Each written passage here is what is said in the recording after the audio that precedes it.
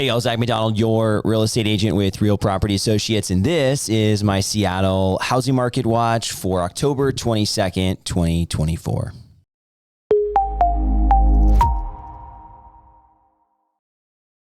I wanted to start off this update with a little bit of a celebration or memorial of 10 years for me doing real estate. Yesterday was the first weekday, and I was looking back at my calendar 10 years ago, and it said first day of work.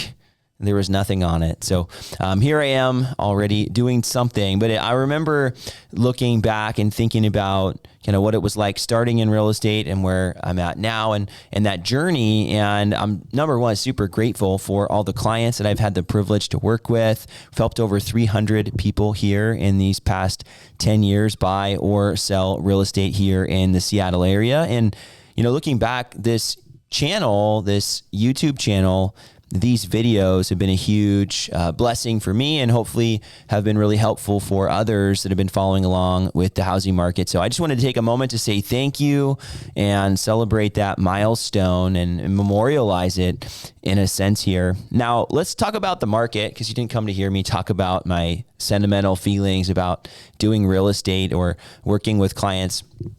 But I think we're seeing some of the things that I mentioned we would see as we're looking at the tightening up of the market, so to speak. Every fall, as it progresses, we start to see fewer and fewer listings coming on the market. And what that does is it starts to bring buyers back to those listings maybe that have been sitting for a little bit. There's a couple of things I wanted to point out. The first thing, if we look week over week, we saw the new listings drop from 605 new listings to 478. So we're starting to see that dropping off of new listings. We also saw 463 price reductions last week in King and Snohomish County, down just very slightly from 469 the week prior.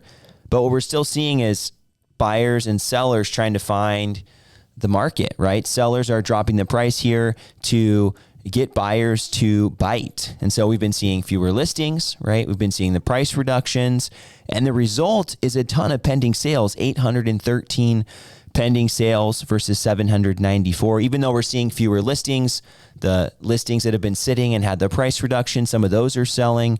We're also seeing houses that have been jumping on the market now selling quicker too, with a little bit more of an idea for what the market looks like, right? If you're coming in and you're looking at recent sales, which is how real estate's typically priced, if the market's going up, it's like an automatic multiple offer scenario, right? You look at what houses sold for a few months ago, you're like, oh, let's kind of price it in here.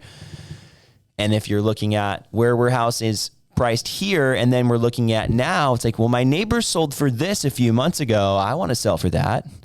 And that's not necessarily the case. The market's always shifting and moving, especially right now. It's been quite a bumpy ride the last couple of years here in Seattle. But right now, we're seeing things starting to sell. We had 634 closings.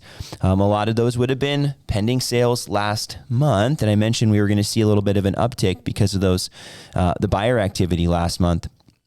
But we're seeing a tightening of inventory. We're seeing prices being reduced, but we're seeing those homes sell as a result. And so the last month or so since the mortgage rate drop, we're seeing the market slow. Beginning of September, most of September was relatively slow, and I had multiple listings come on the market, helping to catch kind of the windfall of those rate drops. But what we're seeing is the exact opposite, I think, of what we were hoping. And that is that rates have been going up, not down, since the rate cut.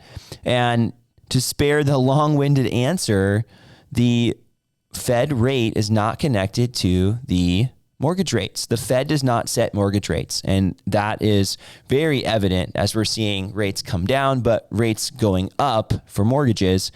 In fact, last week, mortgage rates, according to Mortgage News Daily's survey, 6.62 last week, 6.85 this week.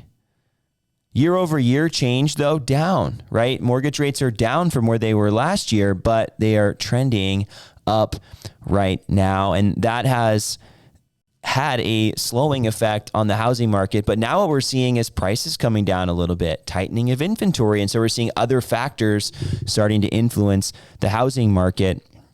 In fact, last week I had a couple listings that had been on the market for a while, at least a month, and both of those got offers. I had another one, I had three that got offers. Two of them are under contract now. One of them, we're still kind of trying to figure that out. And then another listing, a new listing that came on the market that got an offer. So 3 different houses under contract, listings under contract, and a buyer as well under contract. That buyer ended up deciding that the house wasn't a good fit for some inspection items, but just activity, right? Prices getting reduced and or a tightening of inventory and the choices. And if you're a buyer or somebody who's thinking about buying, this is usually the better time to make a purchase while there's more options. And we're seeing those options quickly diminish, because what happens is once the listings that have been sitting for a while sell, even those that maybe had price reductions, those would be even better deals maybe.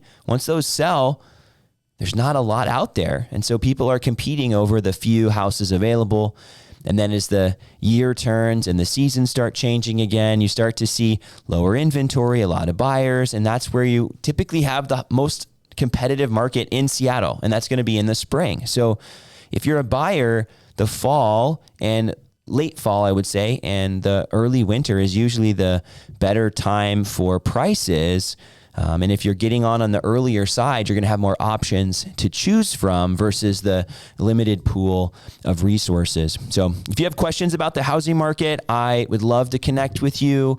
And as always, if you know somebody who could benefit from this video, please consider sharing it with them.